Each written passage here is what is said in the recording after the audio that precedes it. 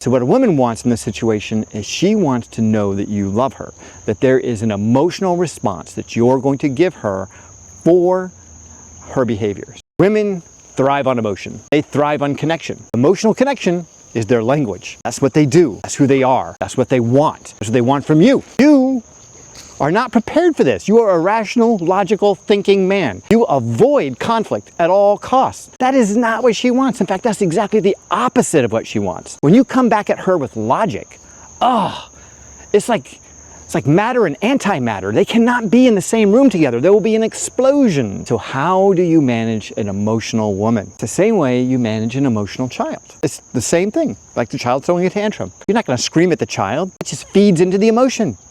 Especially if you're at Target or something and they're falling on the floor in the toy aisle, screaming their head off. You just need to find a way to solve the problem. Now, you may not give them exactly what they want, but you're going to give them a little bit of what they want. What a woman wants in this situation is she wants to know that you love her, that there is an emotional response that you're going to give her for her behavior. So when you see this behavior coming on, you need to really quickly click into she needs emotion. And the emotion that you want to give her is one that might get you laid. And that means you reach out and you touch her.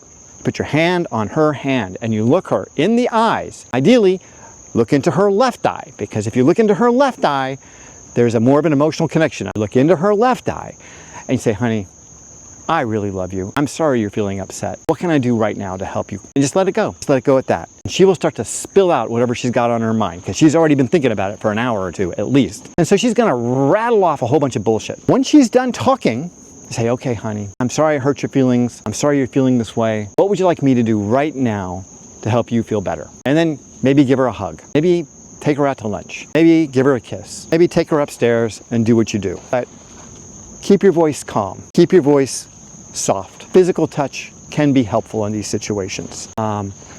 Giving her the attention, looking at her in the eyes, her left eye, and helping her understand that you love her, that you're still providing and protecting for her, that you're not so distracted by the football game that if some grizzly bear comes walking through the front door, that you won't do your manly thing and kill that grizzly bear or whatever she expects. You know what I mean? That's what she wants. She wants to know that you love her enough to take a moment to reassure her. And if you do that, everything else will go back to normal. And you will get rid of arguments altogether.